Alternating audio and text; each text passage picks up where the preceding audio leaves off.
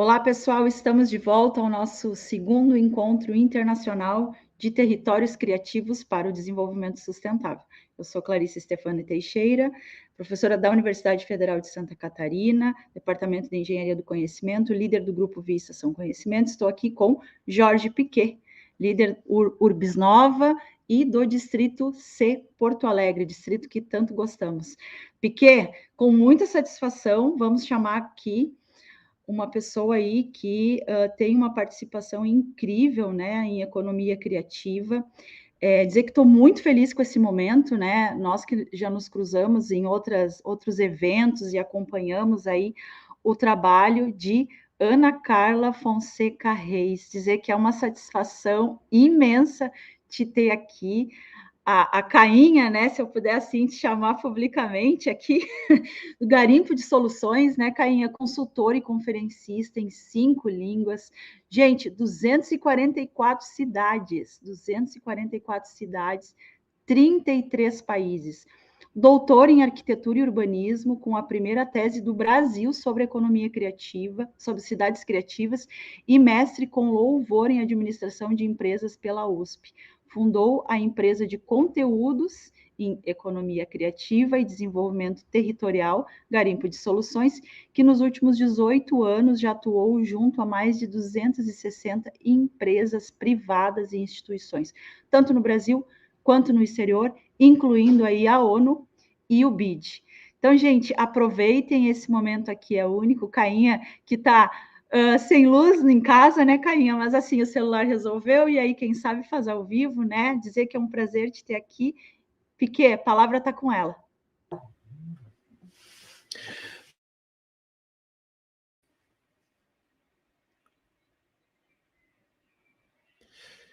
Está sem som o microfone da Ana Carla.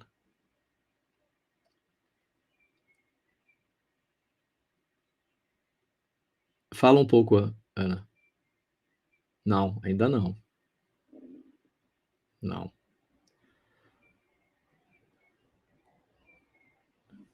Bom, vamos esperar um pouco. Problemas técnicos sempre acontecem, estamos acostumados, não é? E falando sobre isso e problemas técnicos, né, lembrando que, infelizmente, a gente, por um problema técnico, não pôde transmitir ao vivo a apresentação da Marisa Henderson, que é a chefe do programa de Economia Criativa da ONU, que está dentro da ONU, mas que a gente está tentando resolver esse problema ainda, tá? O pessoal, aliás, a gente tem que aproveitar, Clarissa, para agradecer toda a equipe técnica, não é?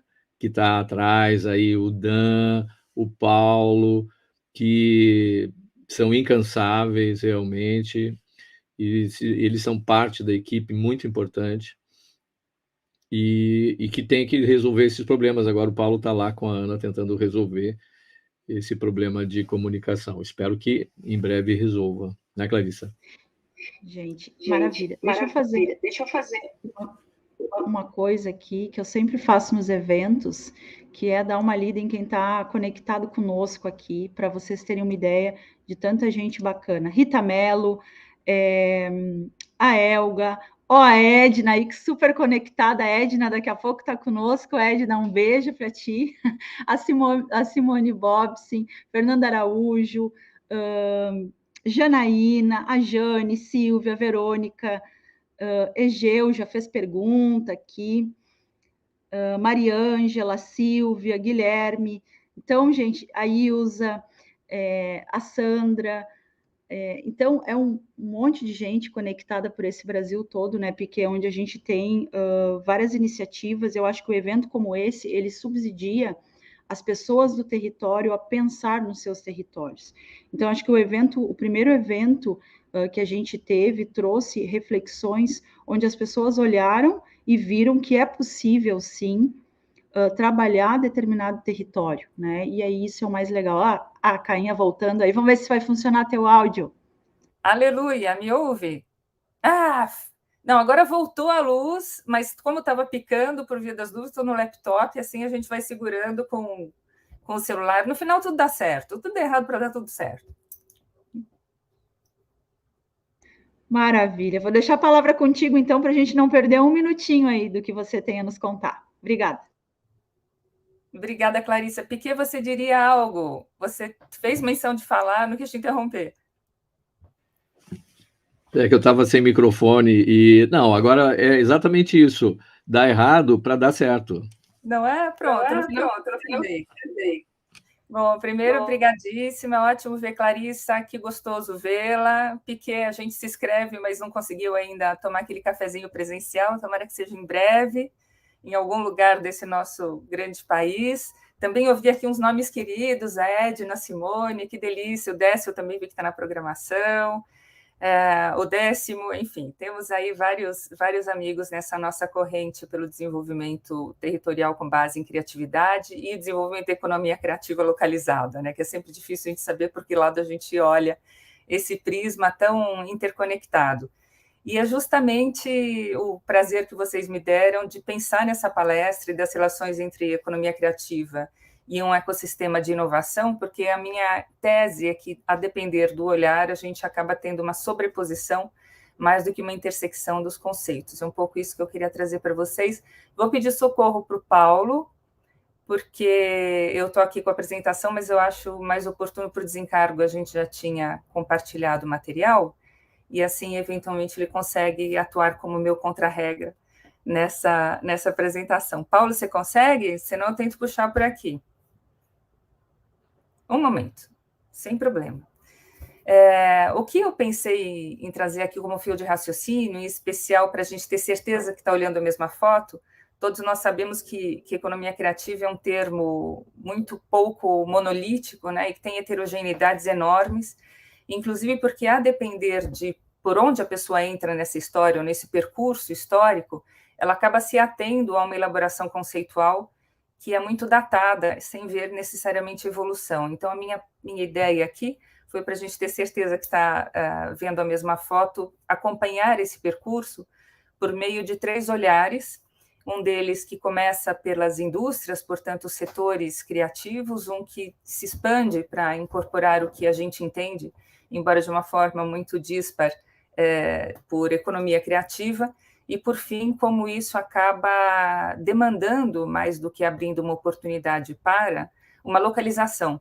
E aí a gente entra na discussão de distritos, de clusters, de cidades criativas, enfim, que eu acho que é o que tem muita aderência com o que vocês aqui estão discutindo, e a programação realmente ficou muito bacana. Eu vou tentar puxar por aqui, Paulo, qualquer coisa você continua por aí, tá? Se der alguma mudança. Então, vamos lá. A primeira questão que eu gosto de dizer é que a gente coloca a economia criativa no divã. Paulo, só para você saber, aqui ele não está deixando, porque são pelo menos são mais de 50 megas, tá? Mas quando a gente coloca a economia criativa no divã, a gente se depara com um momento de gênese desse conceito. E aí a gente está falando de meados da década de 90, muito especialmente por conta do dispersar com mais capilaridade das tecnologias digitais, que fizeram com que a globalização fosse catapultada em envergadura e profundidade jamais vistas. O que significa isso? Quando a gente tem um impacto, essa convergência das tecnologias digitais com a globalização, portanto, exponenciando os seus impactos, a gente passa a ter uma circulação muito mais rápida de ideias, de produtos, de serviços. Pronto, agora fica melhor. Senão fica muito monótono, só a gente aqui, agora fica mais coloridinho. E quando a gente tem essa maior circulação, maior transferibilidade de ativos econômicos tradicionais, como capital, como tecnologia e afins, o que se conclui, ao final, é que o único ativo econômico relevante que faz uma diferença, portanto, substancial na economia e que não é transferível em grande escala, nem tampouco copiável, passa a ser a criatividade humana. É quase como se fosse... É isso mesmo, Paulo, obrigada. É quase como se fosse uma revanche à Revolução Industrial, durante a qual ao ser humano era pedido que deixasse o cérebro as emoções antes de entrar na mina ou na indústria, e que retomasse esse cérebro e essas emoções da criação, enquanto a ele era pedido que simplesmente fizesse ou executasse o que outros haviam criado. E aí, quando a gente fala que economia criativa se baseia, portanto, na criatividade como ativo econômico, a primeira discussão que a gente tem a respeito disso é justamente essa mudança da economia, de entender que o ativo que mais faz a diferença é esse talento criativo humano, E é claro que aqui a gente vai entender criatividade como uma criatividade posta em prática, né? Não aquela criatividade que todo mundo tem sempre um monte de ideias. Daí, quando alguém faz alguma coisa, o outro fala, mas eu já tinha pensado nisso antes, sim, mas não fez nada a respeito.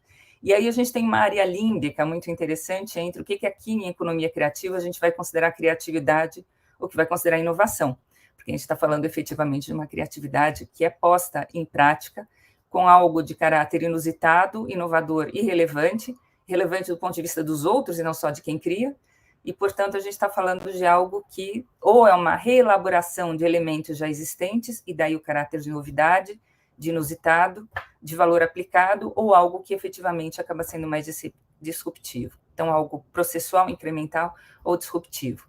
E aí, o primeiro conceito associado a essa discussão acaba vindo, se puder ir ao anterior, Paulo, por favor, o primeiro conceito associado a isso acaba surgindo durante as eleições, e por isso uma ênfase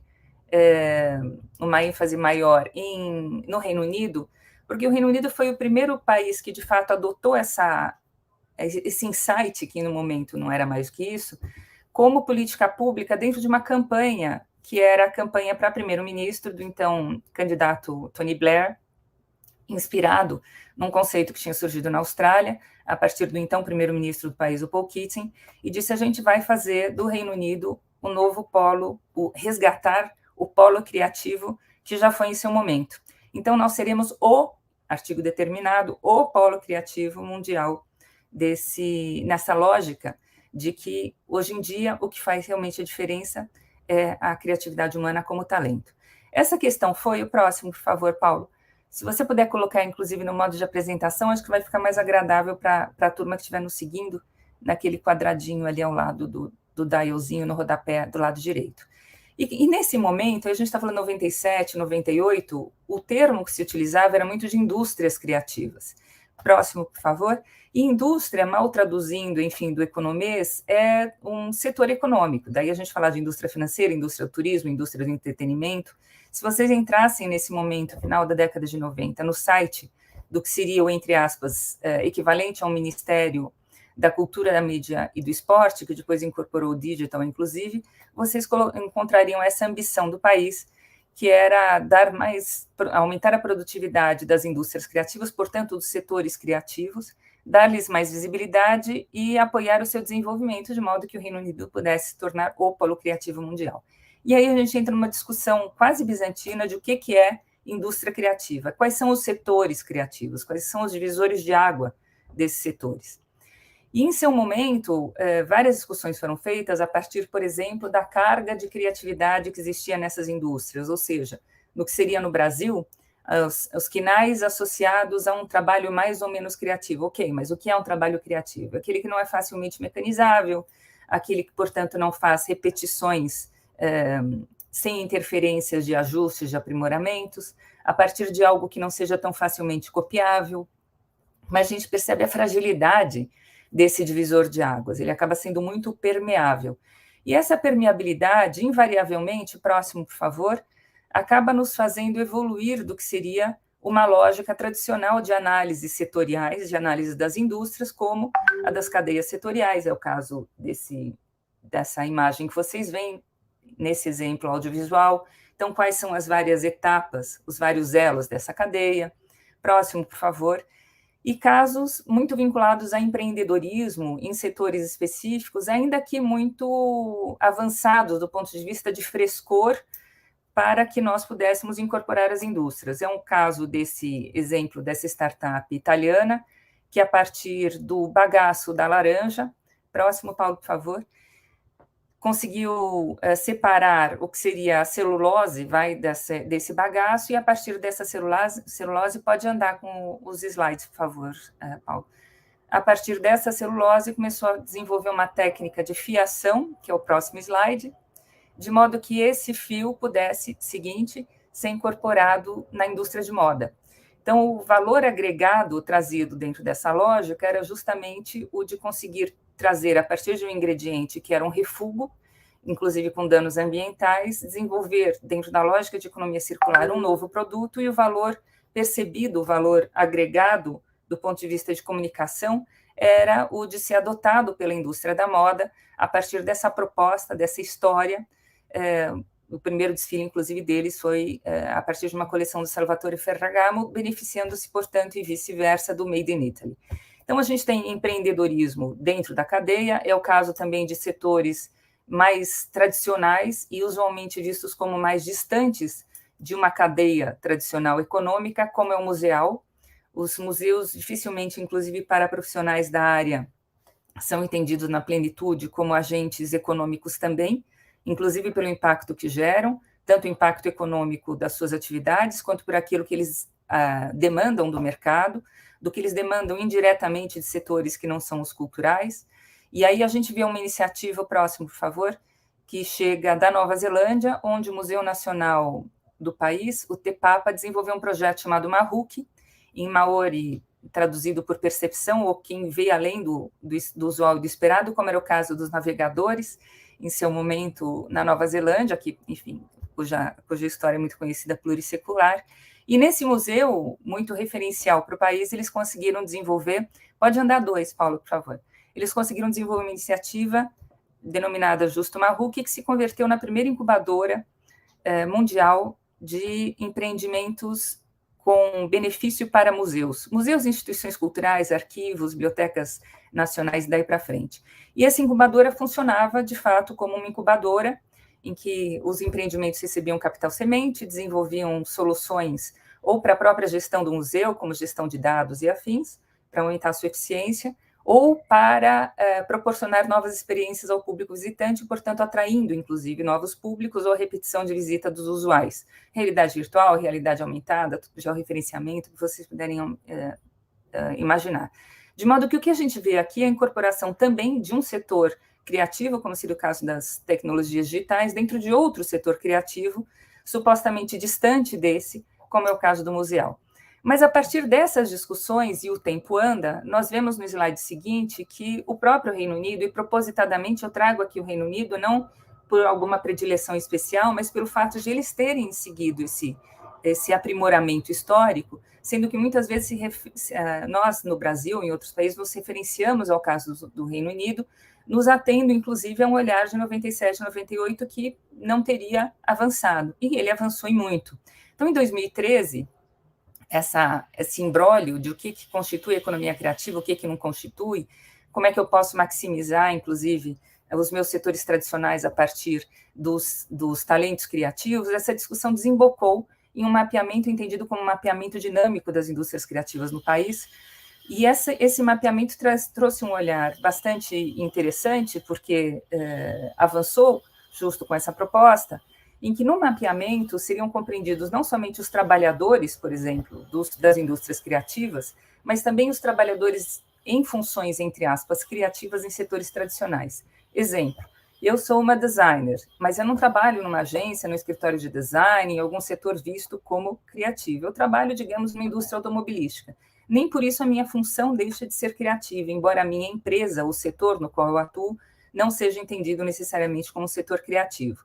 Então, esses trabalhadores criativos, que ótimo, obrigada. Esses trabalhadores criativos em setores vistos como tradicionais, traziam dentro dessa lógica, dessa metodologia, e, portanto, desse recorte lógico, a ideia de que os setores criativos conseguem dinamizar os setores tradicionais. E esse insight é muito bem-vindo, porque nós começamos a perceber que, na verdade, a gente não está falando de um conjunto de setores específicos, a gente está falando de uma nova lógica econômica, que é da agregação de valor a partir da criatividade humana a todos os setores da economia. E é quando a gente evolui a partir desse recorte, próximo, por favor, Paulo, a gente vê que o entendimento da economia criativa se diferencia, portanto, das indústrias criativas pela incorporação dos demais setores e daqueles que fazem com que essa discussão possa vicejar. Portanto, aqui eu estou incorporando a academia, estou incorporando instituições sem fins lucrativos, que fazem com que esse talento criativo possa ser mais bem nutrido em criatividade.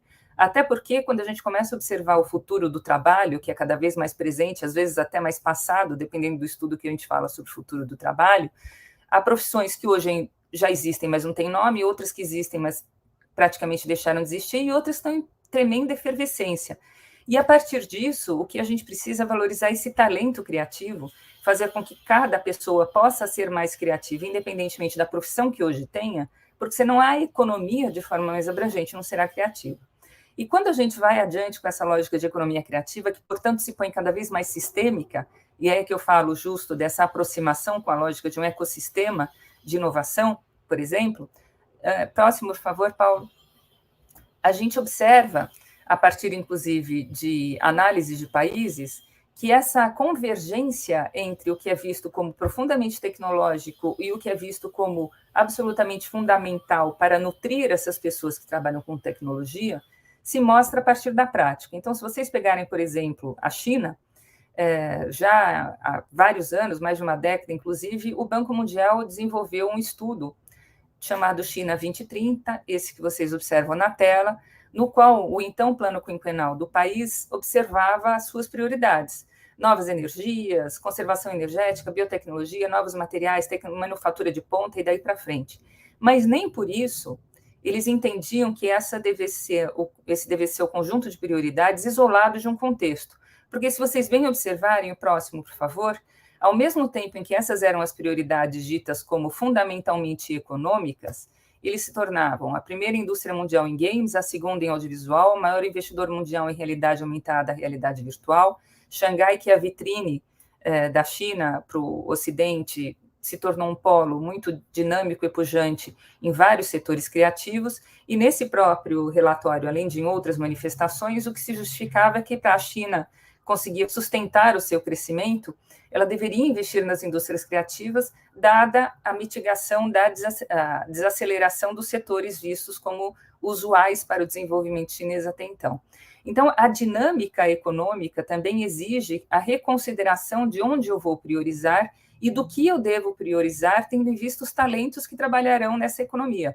Se vocês observarem do lado direito, apenas uma informação que esclarece muito isso: em 1978, a China tinha 519 museus. Em 2019, tinha 5.100. Isso se dá não somente, claro, como uma bandeira mundial de que a China é aberta, dinâmica, efervescente, é contemporânea, é moderna, mas também o entendimento de que as pessoas que trabalham nessa economia precisam se nutrir de criatividade. Não há como ser uma pessoa criativa em um ambiente profundamente apático, de modo que os ingredientes para essa criatividade são dados para além das firmas que se estabelecem dentro desse ecossistema. E, portanto, a gente fala cada vez mais, sim, de um ecossistema, não de firma, simplesmente, ou de negócios, não somente, de empreendimentos, mas de um ecossistema voltado à inovação, e é uma inovação não somente tecnológica, mas também inovação social, e a coisa vai. Então, seguindo nessa lógica, a gente chega em 2015, por exemplo, há um outro estudo interessante feito pela Nesta, que é uma instituição de grande interesse para os que se enveredam pela economia criativa, porque nos fornece estudos muito significativos, e quando se discutia, inclusive, quais seriam as prioridades para esse futuro da economia criativa, vinculado claramente ao futuro do trabalho, porque a gente está falando do desenvolvimento social e econômico a partir de pessoas, os focos seriam em educação, como é que eu passo de STEM para STEAM, portanto, incorporando artes, que para muitos, inclusive, curiosamente, continuam sendo acessórios, né, e não setores fulcrais para o desenvolvimento dessa força de trabalho. Fundos para clusters criativos para descentralizar esses talentos criativos e sua distribuição no território. Londres acaba sendo sempre, e era muito mais, um dreno desses talentos, e nós temos no Brasil, comparando, uma situação que é diferente, mas é parecida no que diz respeito a migrações internas, porque as pessoas vão para as capitais, vão para grandes polos, eventualmente, inclusive, para partir desses polos, dependendo do talento, saírem do Brasil. Então, como é que a gente mexe nessa dinâmica? Fundos para infraestrutura digital ultra rápida, claro, um foco importante em videogames, que é muito transversal a todos os setores econômicos, e financiamento para as artes, inclusive a partir de questões legais, como 1% do investimento das próprias construções, da Loteria Nacional e daí para frente. Seguimos, e aí chegamos justo ao que nos leva a essa discussão sobre distritos, clusters e cidades criativas, e aqui também a gente tem conceitos que são bastante permeáveis e bastante fluidos em muitos casos. O que eu adoto aqui é baseado em um estudo que nós desenvolvemos há mais de 10 anos, há 13, 14 anos, chamado Cidades Criativas Perspectivas, que surgiu, inclusive, primeiro em inglês e depois em português, e se vale da perspectiva de 18 autores de 13 países muito distintos entre si, como Taiwan, Noruega, África do Sul e Brasil, justamente para a gente tentar entender, a partir do relato das pessoas que trabalham com esse conceito de cidades criativas, o que seriam cidades criativas. E nós observamos que, numa análise cruzada dessas várias contribuições voluntárias, inclusive de todos, era possível detectar a existência de 3 eixos que são suficientemente norteadores, mas não demasiadamente restritores. Portanto, não são camisas de força que permitem que esse conceito vá se oxigenando ao longo do tempo. Então, Paulo, por favor, meu contra-regra. E aí nós observamos, a partir desse recorte metodológico, várias iniciativas no mundo, como é o caso de Buenos Aires, que tem os distritos criativos, muito distintos entre si, inclusive, tanto em termos de governança, de objetivos, de diálogo com o entorno, enfim, o que vocês puderem imaginar.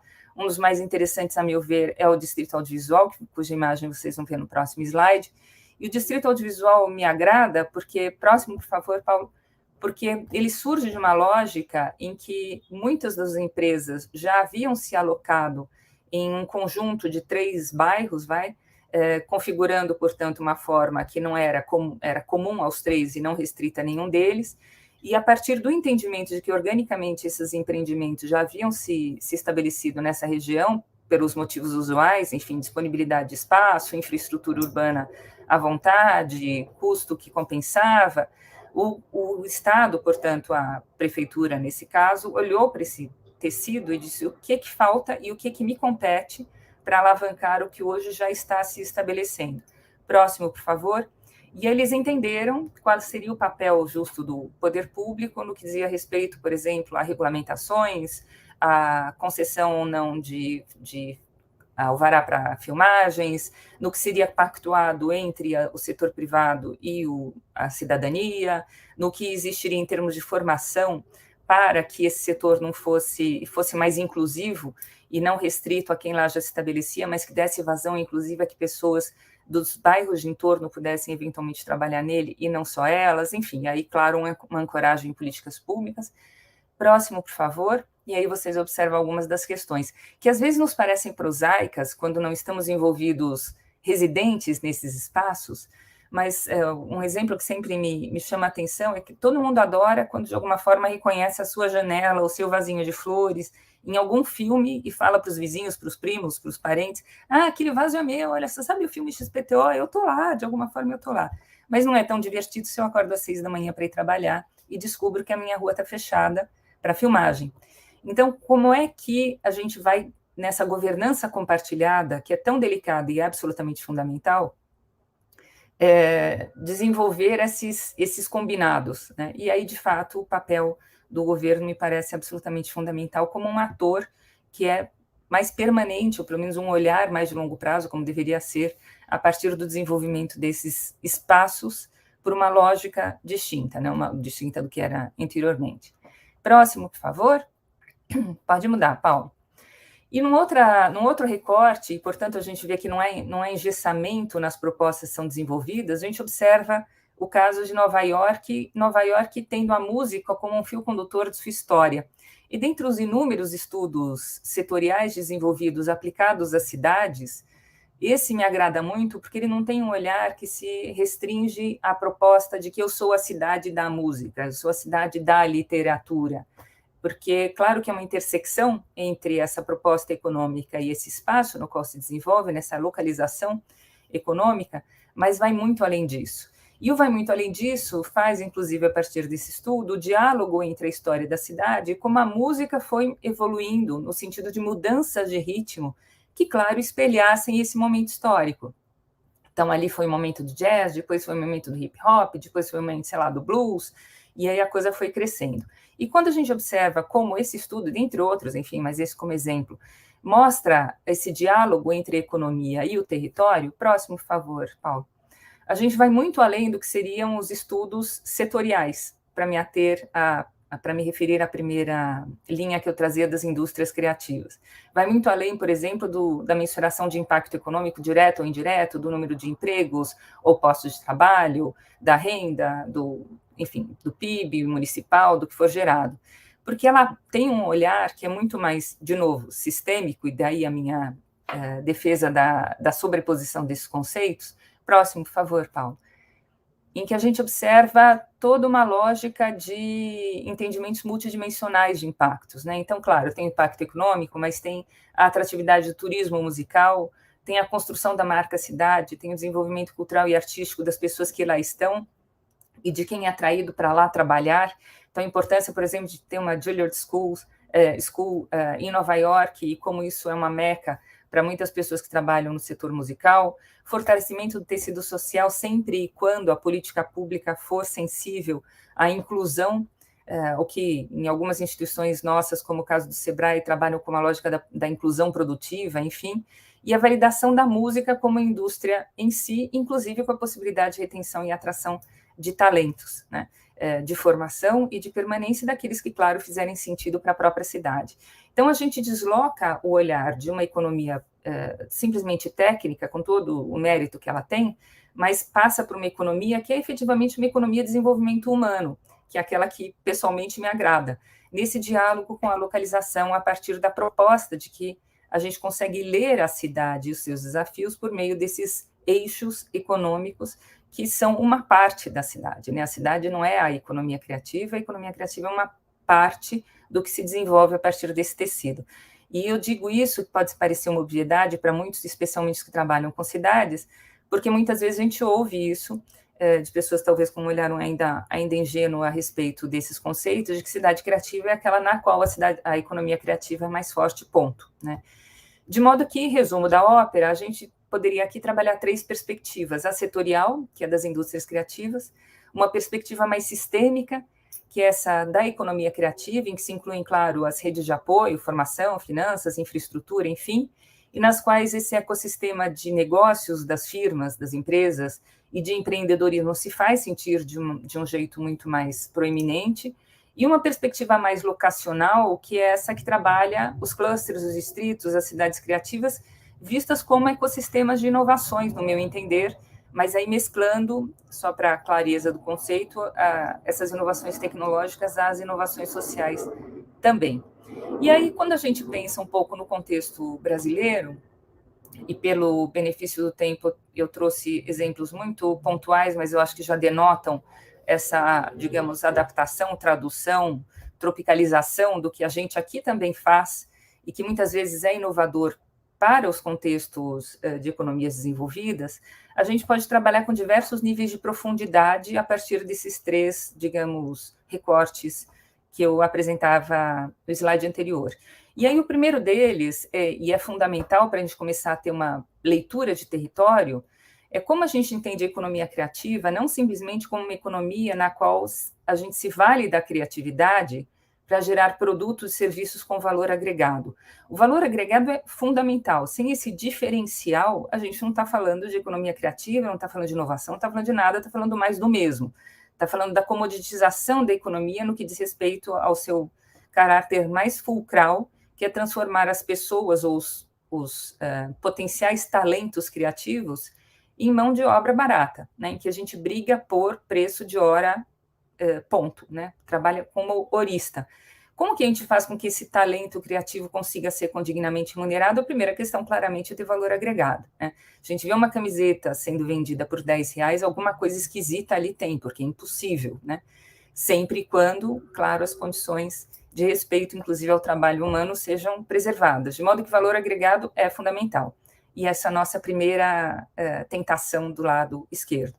Só que não basta ter valor agregado. Quando a gente fala um país com os desafios estruturais que nós temos, inclusive no Brasil, entre outros países, a gente também tem que ter um valor compartilhado. E o valor compartilhado aqui, sem cunho ideológico, é o entendimento de que se eu não tiver uma remuneração condigna para todos os elos da cadeia, se essa distribuição de valor não for justa com todos os elos de cadeia, reconhecendo quem agrega mais valor, eu não vou conseguir manter essa cadeia. E o exemplo clássico que eu adoto, porque eu acho que isso é próximo a cada um de nós, quem não vivenciou isso, certamente ouviu alguém que vivenciou, nós vamos a uma cidade, eventualmente de menor porte, ou fazemos remissão ao que eram as cidades há 20, 30, 40 anos. Eu me lembro de minha avó, por exemplo, numa cidadezinha muito pequena, no sul de Minas, quase São Paulo, tinha um dom para o tear, para trabalhos manuais, para doces, enfim, que eram alucinação, e volta e meia passavam carros por essa cidade e levavam, pagando na Bacia das Almas, aquele talento encapsulado em produtos, porque nesse momento não havia internet, não havia outra forma de distribuição, e daí para frente, o que felizmente mudou. Se a minha avó estivesse hoje viva, fazendo o mesmo trabalho, das duas uma, ou ela estaria numa outra forma de negociação, num outro ponto de possibilidade de negociação, por essas questões que eu trouxe, ou ela pararia de fazer isso para fazer qualquer outra coisa, tendo em vista que aquilo não pagaria suas contas. Então, quando a gente fala de valor compartilhado, é fazer a condigna remuneração a quem está agregando valor a esses elos da cadeia, sem grandes, exacerbadas concentrações de poder de negociação no elo da distribuição, no elo da comercialização, no elo mais visível dessa cadeia, porque senão os elos da cadeia se retiram dessa cadeia e essa cadeia desmancha. De modo que o valor compartilhado é aquela lógica de que hoje em dia, até para ser egoísta, a gente tem que pensar no outro, inclusive em termos econômicos, porque eu dependo do saber daquela pessoa e da criatividade que ela aporta à cadeia. E, por fim, complementando esses valores agregado e compartilhado, a gente tem que ter valor distribuído, valor percebido. E o que é o valor percebido? O valor percebido é o que hoje tanto se fala de storytelling, é o bom cunho da narrativa, é aquilo de eu mostrar o valor por trás do preço. De eu comprar algo, primeiro eu me encanto com aquilo visualmente, com a proposta que ele traz de uma forma superficial, e quanto mais eu conheço aquela proposta, quanto mais eu me aprofundo nela, mais eu entendo a riqueza daquilo que é apresentado. Voltando ao caso do artesanato e qualquer um deles, se eu pego uma peça de tear e me encanto com ela pela elegância do trabalho, pela textura, pelo design, enfim, eu me encanto e pago X. Se junto daquela peça eu vejo uma etiqueta ou alguém que me explica que aquele tear foi feito a partir de um maquinário ainda do século XVIII e que a tradição foi passada, porque isso... Eu já viajo no tempo e me sinto tão cúmplice daquela história que aquilo para mim adquire um outro valor. E aí é que muitas vezes os nossos empreendedores criativos esbarram porque não conseguem precificar pela falta desse valor percebido, pela falta de uma boa comunicação, para dizer algo mais simples, em que eu consigo transpor o que seria o valor econômico, que é o preço, para algo que é o valor percebido das pessoas. Então, quando a gente fala de economia criativa em um contexto como o nosso, eu acho absolutamente fundamental a gente trabalhar contemporaneamente esses três valores, senão a gente não vai conseguir resolver, pelo menos mitigar parte dos desafios que a gente vem enfrentando ao longo dos últimos séculos, pelo menos várias décadas, sem conseguir transpô-los. Vamos em frente, Paulo, por favor.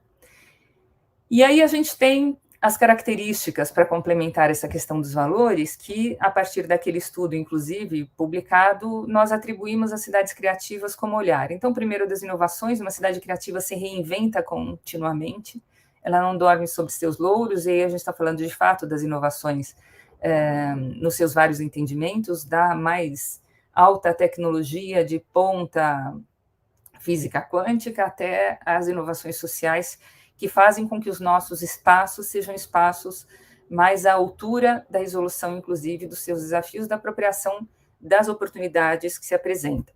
Mas, além das inovações, a gente tem outras duas questões fundamentais. A segunda delas são as conexões.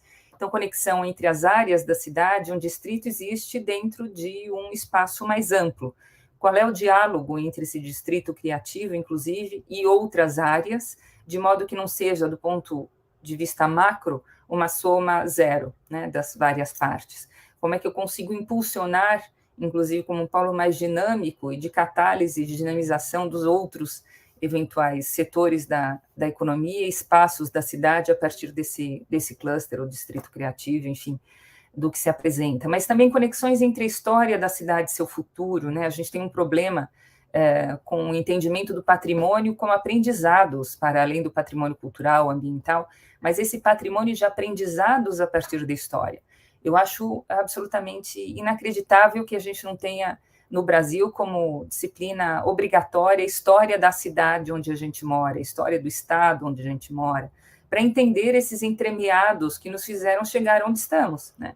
E como a gente pode não reinventar a roda continuamente. A gente tanto reclama, e a meu ver com razão, de as gestões usualmente a cada 4 anos, ainda que do mesmo partido ou corrente ideológica, muitas vezes passarem a limpo e começarem de tábula rasa, em programas, inclusive, muito exitosos, mas a gente faz isso continuamente com os nossos habitantes, né, com os nossos residentes.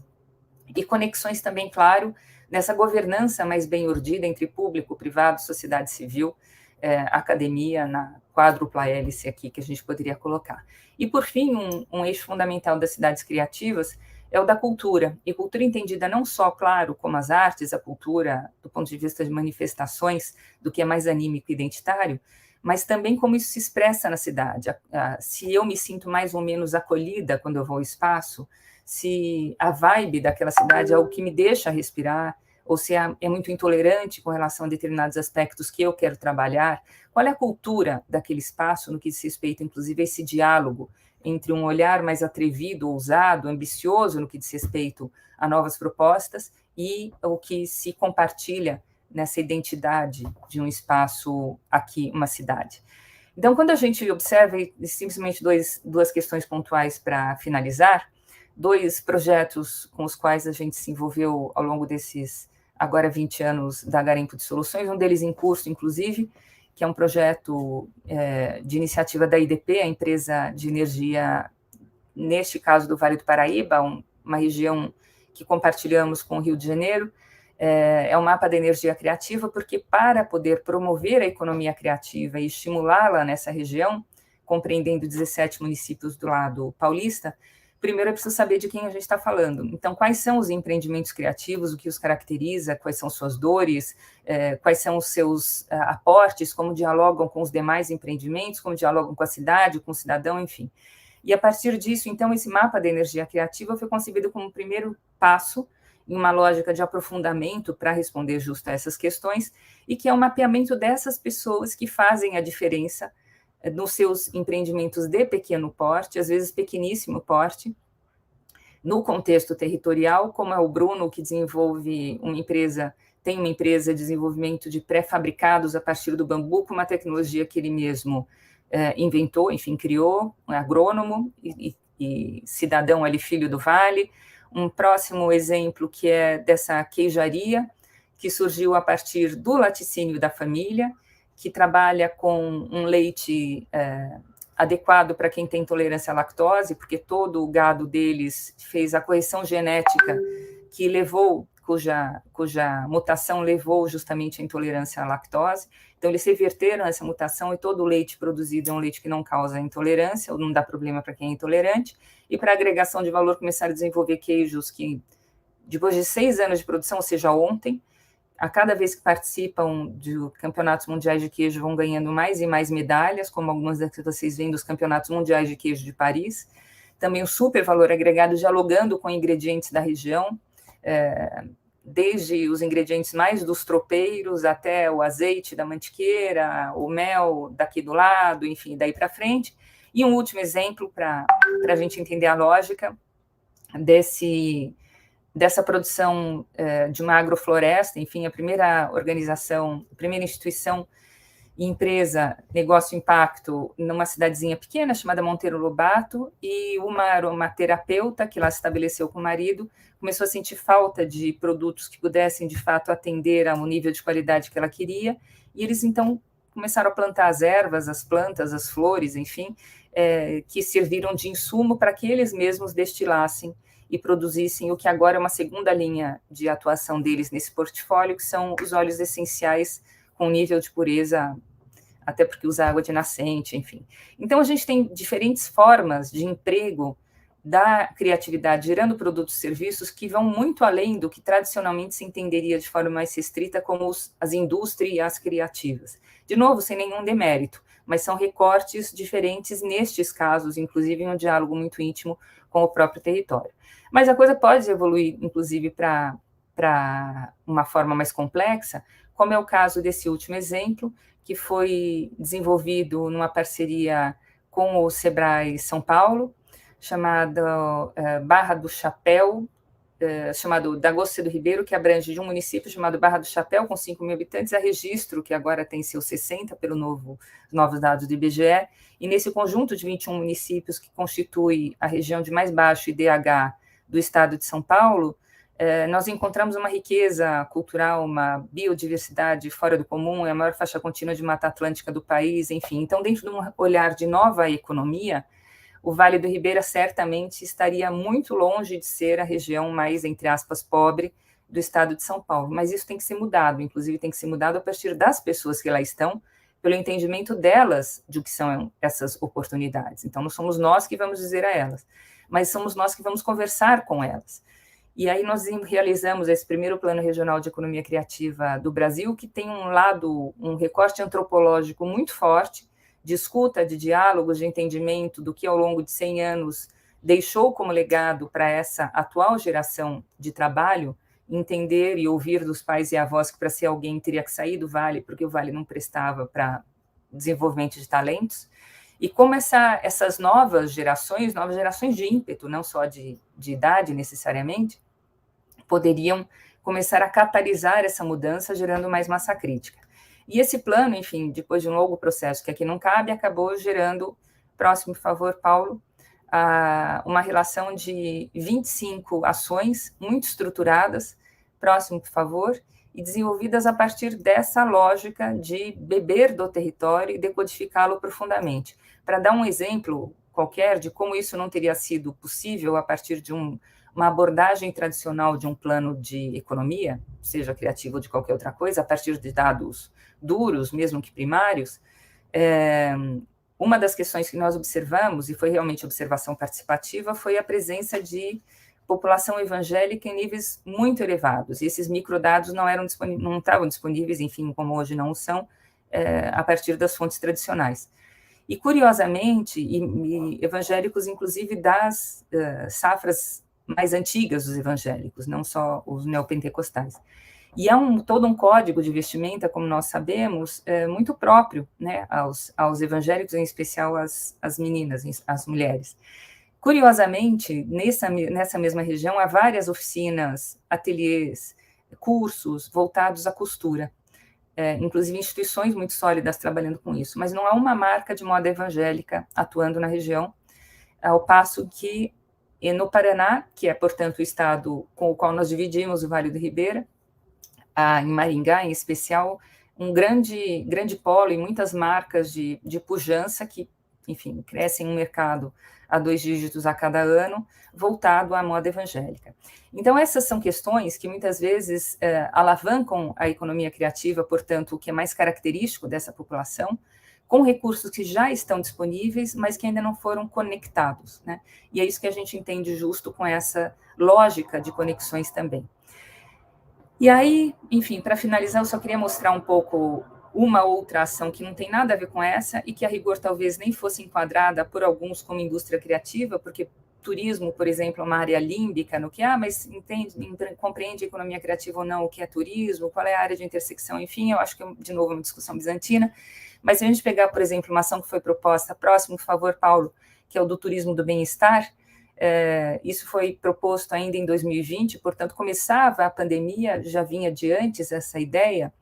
O Vale tem tudo que vocês puderem imaginar em termos de possibilidades de terapias emocionais, desde o trabalho da argila, porque há, enfim, uma tradição enorme de artesanato barreal, até questões vinculadas a um ar puro, a consumo de orgânicos, água límpida, a um ambiente sem grande estresse do ponto de vista de segurança, de modo que tudo que me fortalece como espírito, como pessoa, como tátil, como sinestésico, ali se apresenta.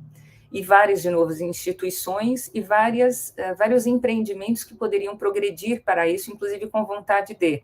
Então, uma manicure, uma pedicure, que gostariam muito de começar a trabalhar um shiatsu, massoterapia, enfim, ter um upgrade no que diz respeito ao trabalho com as pessoas a partir do recorte que já desenvolvem de uma forma mais elementar. Questões vinculadas à valorização da pessoa, oficinas, tudo que vocês puderem imaginar. Então, uma das linhas propostas dentre essas 25 é justamente a do turismo do bem-estar, e sempre muito respaldado, próximo, por favor, a partir dos dados disponíveis, do número de empreendimentos, da classificação de cada um deles, das tendências mundiais. Aí, é claro, é o trabalho de inteligência tradicional de uma consultoria em economia. Próximo, por favor. Próximo, aí a gente já cobriu um pouco, e sempre também de uma forma que me parece muito condizente com o que aqui vem sendo discutido nesse encontro de territórios criativos para o desenvolvimento sustentável, que é a aderência aos vários ODS. Enfim, eu já acho que até passei uns minutinhos do meu tempo, mas queria deixar o meu contato, se alguém tiver alguma dúvida ou precisar de alguma referência. Deu uma desconfigurada por conta da transferência do arquivo, mas de todo modo é esse, anacarla@garimpodesoluções.com.br, faltou o pontinho ali, e vários desses estudos, inclusive todos os que nós desenvolvemos, claro, e são públicos, estão disponíveis no site da Garimpo, que agora está em relançamento, mas vocês ainda vão encontrar lá na pastinha de projetos especiais. Acho que é isso. Obrigada.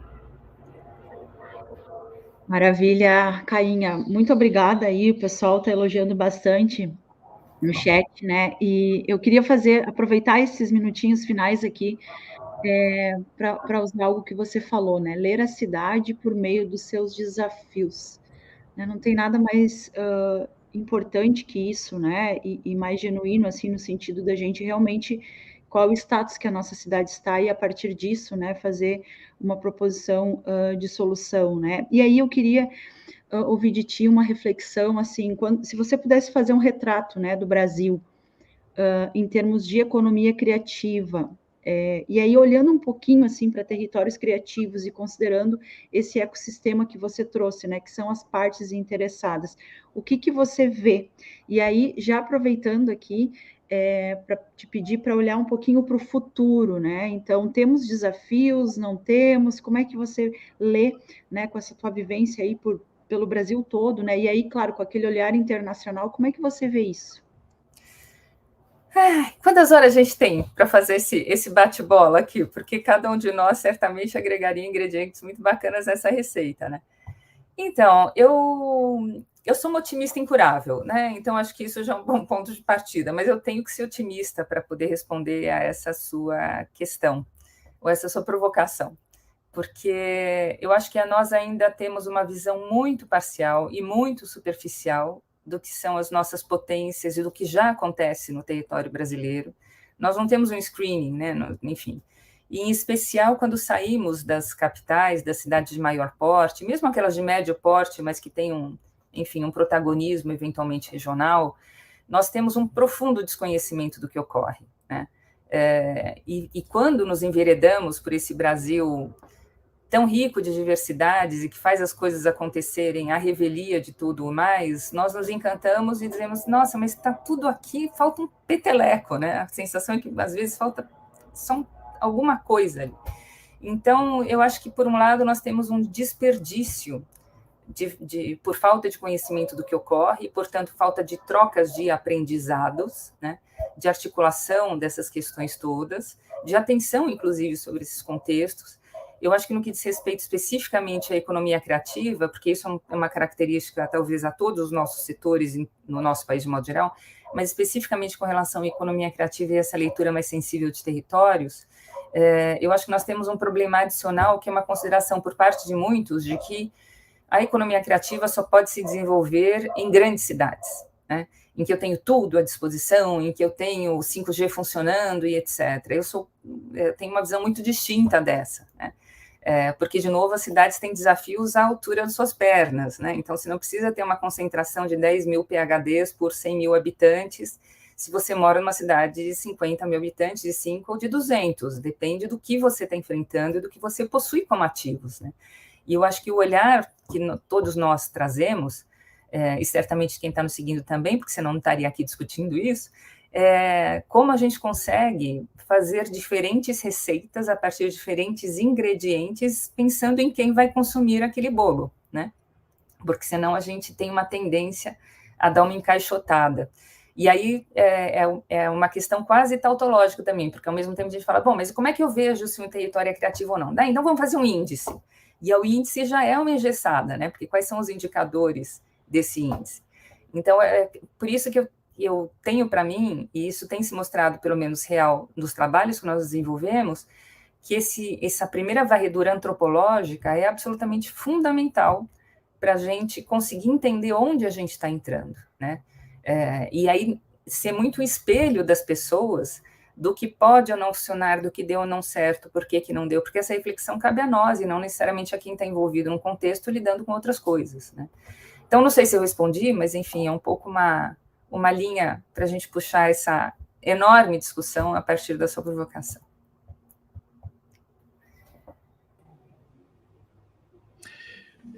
Deixa eu falar uma coisa sobre a Ana Carla. A Ana Carla, eu acho, sim, que a principal contribuição da Ana Carla nesse campo de reflexão e de ação é que ela vê muito a questão assim da economia criativa, no sentido assim mais estrito, setores econômicos, não é a listinha aquela de setores econômicos, mas a característica da Ana Carla é que ela sempre faz a conexão com outras coisas, não é? Quer dizer, a economia criativa não está isolada, mas ela está flutuando ali em diferentes níveis, né? Então tem uma interface com saúde e bem-estar, né?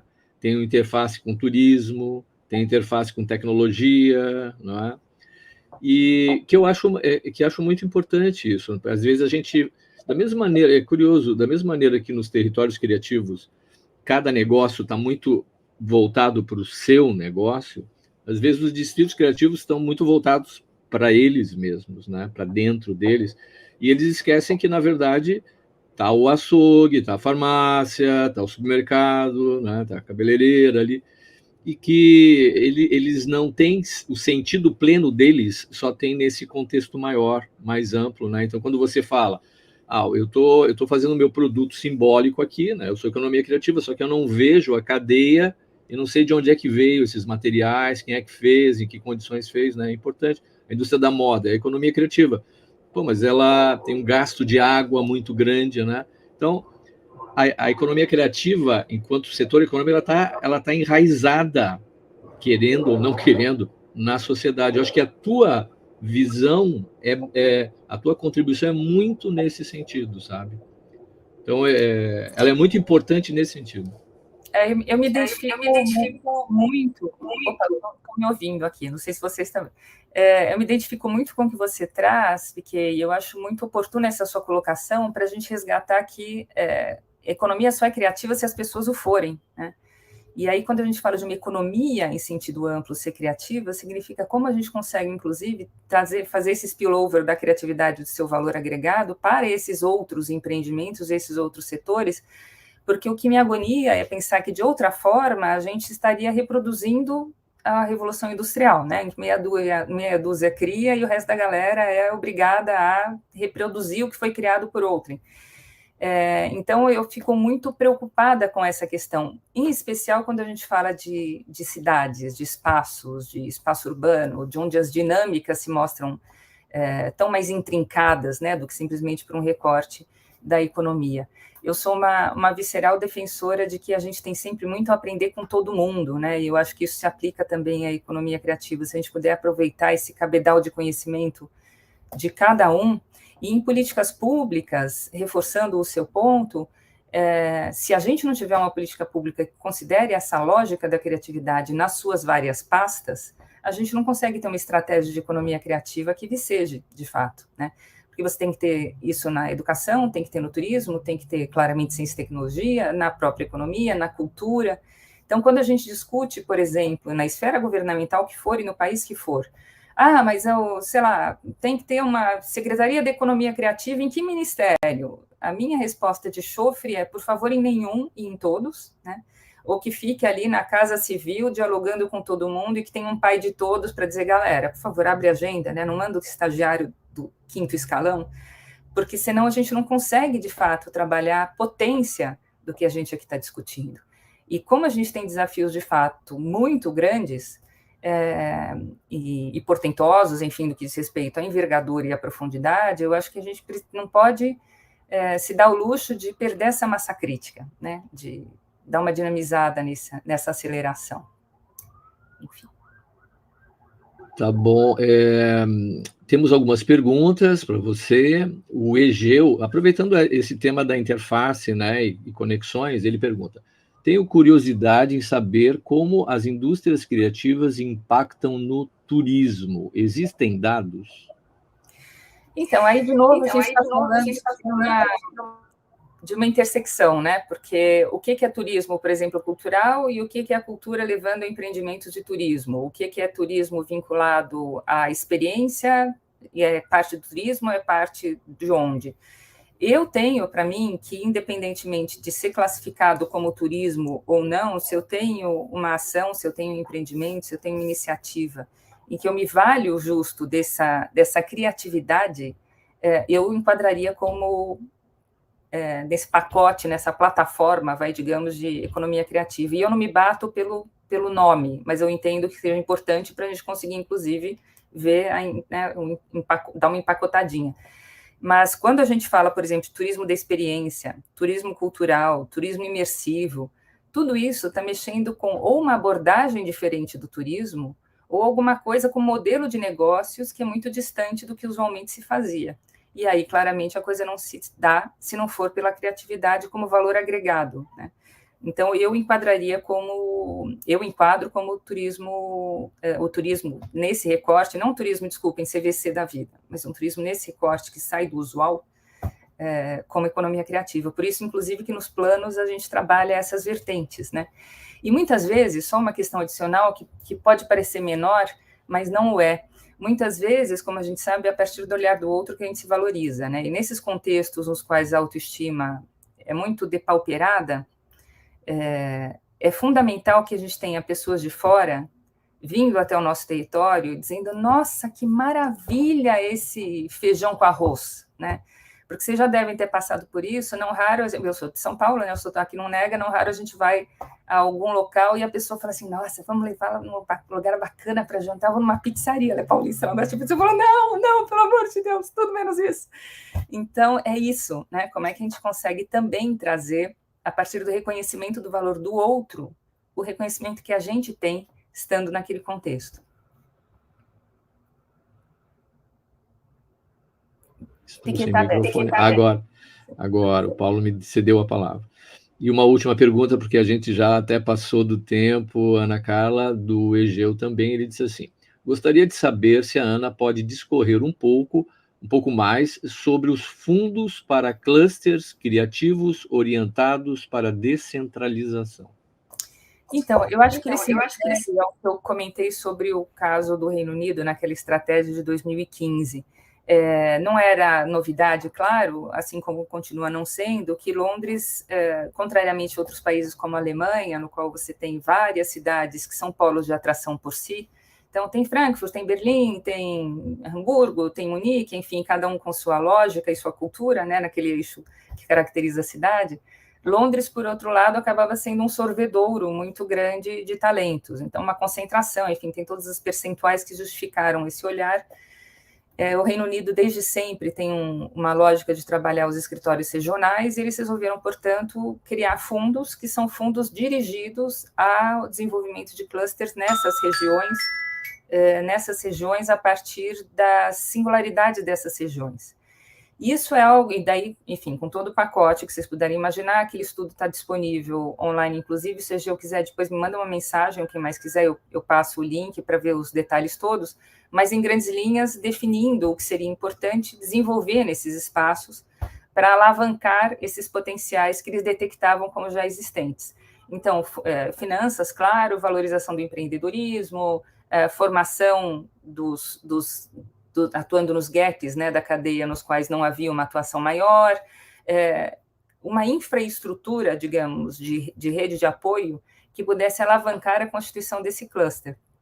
É muito distinto de algumas abordagens estratégicas que foram feitas em todo um outro conjunto de países, com a maior boa vontade, mas de uma forma muito equivocada, a meu ver, em que eles falaram assim, bom, bacana, a gente precisa, esses são, digamos, os benditos 13 setores, a gente podia ter os 13 no país, né, bacana, legal, então como é que a gente vai distribuir? Ficou meio comune unité, então ali a gente vai dar a moda, ali a gente fatia e põe não sei o quê, então é claro que eventualmente você até consegue, mas é completamente pouco custo eficiente, é muito pouco condigno, né, ao que o território oferece, e é muito mais fácil, óbvio, você valorizar aquilo que já existe como âmago do que você querer criar uma coisa, uma Brasília do zero, né? Então, são formas e maneiras, né? E aí, realmente, para os detalhes, eu acho que é bacana para ele ver os percentuais e os critérios, eu acho que é bacana dar uma olhada nesse relatório. Muito bem, Cainha. Eu agradeço, a gente agradece, né, em nome aqui da organização do evento, né? Estamos aqui no nosso horário, mas o que é bom, porque fica um gostinho sempre de quero mais, né, para a gente se reencontrar em novas oportunidades, né? Então, pessoal que está nos assistindo, acompanhe as redes sociais, né? Tem muita coisa boa, tem livro publicado, né, Cainha? Muitos, inclusive, que estão disponíveis, né, para baixar e tal. Então, agradecer mesmo a tua presença, dizer que seguimos hoje com a nossa programação do evento a partir das 13h15. Agradecer aqui o meu time, né, ao nosso Departamento de Engenharia do Conhecimento, Universidade Federal de Santa Catarina, Urbs Nova, em nome do PIQUEI, Distrito C. Estamos conectados, pessoal, não perca a nossa programação, palestrante no chat aqui, parabenizando a Cainha, a Edna ainda conectada.